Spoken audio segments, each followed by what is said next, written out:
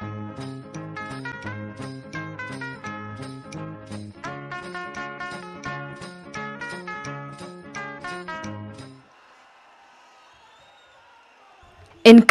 President Uhuru Kenyatta and former Prime Minister Raila Odinga are going head-to-head in the elections together with 6 other candidates including Mohamed Abduba Dida, Ekuru Aukot, Cyrus Jirongo, Japheth Kavinga Kaluyu, Michael Wainaina and Joseph Nyaga.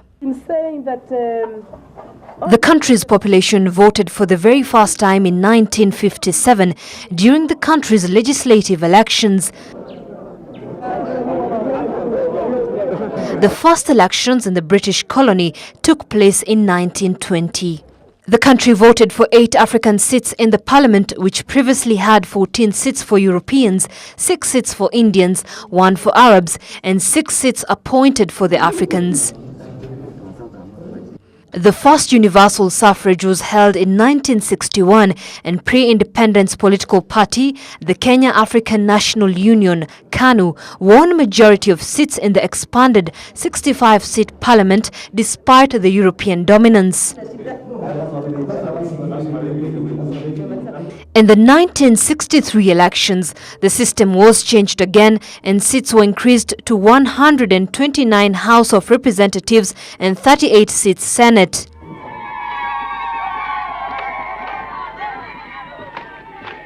KANU won majority seats and the country saw its first African Prime Minister in the person of Jomo Kenyatta. My leadership has not been to darkness and This led to independence in 1964 and Kenyatta became the first president of Kenya. Harambe! Na mashamba yetu harambe! Na mifugo yetu harambe! Na serikali yetu tukufu harambe! The country was established as a republic in December 1964 and Kenyatta was officially elected as Kenya's first president the same month. A disagreement between the president and his first vice president led to the withdrawal of Jaramogi Oginga Odinga from Kenyatta's KANU party in 1966 and the formation of the rival Kenya People's Union KPU together with his supporters in parliament.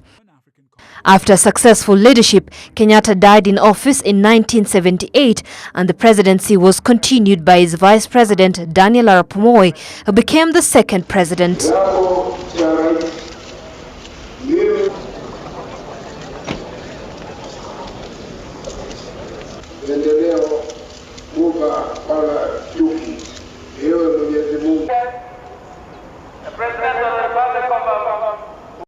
In 1992, President Moi restored multi-party politics after democratic pluralism swept through Africa. He won that year's elections.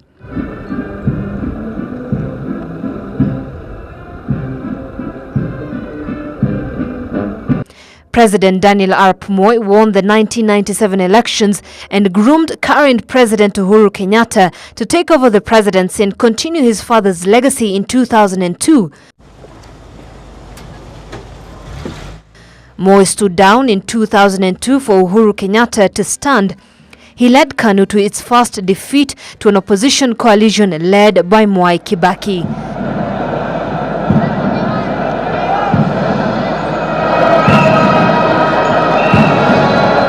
The coalition fell apart and Uhuru backed Kibaki to win the 2007 elections against rival Raila Odinga, who had unsuccessfully contested for the first time in 1997 after he returned from exile to take part in the country's multi-party politics. Kwa moyo wangu wote na kwamba nitahifadhi, nitailinda na kuitetea katiba ya Kenya kwa mujibu wa sheria ilivyowekwa. Ewe Mwenyezi Mungu nisaidie.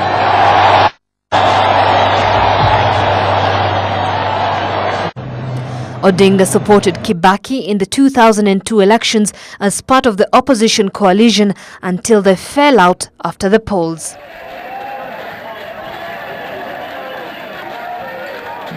In 2007, elections saw some 1,300 people killed and more than 600,000 displaced after violence that saw Uhuru Kenyatta and his running mate William Ruto indicted by the International Criminal Court in 2011 for incitement of the ethnic violence against Odinga supporters.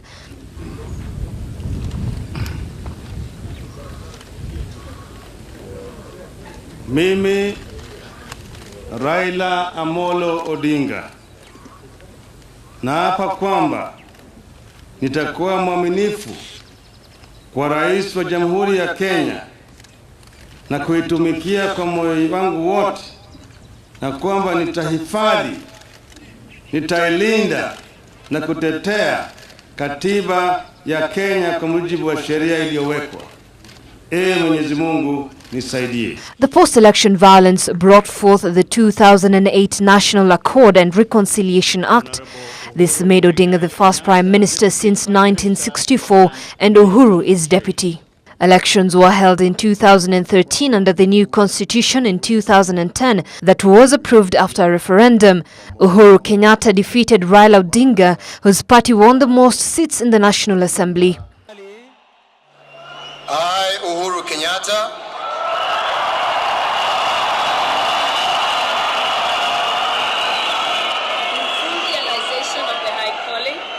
in full realization of the high calling, I assume as President of the Republic of Kenya.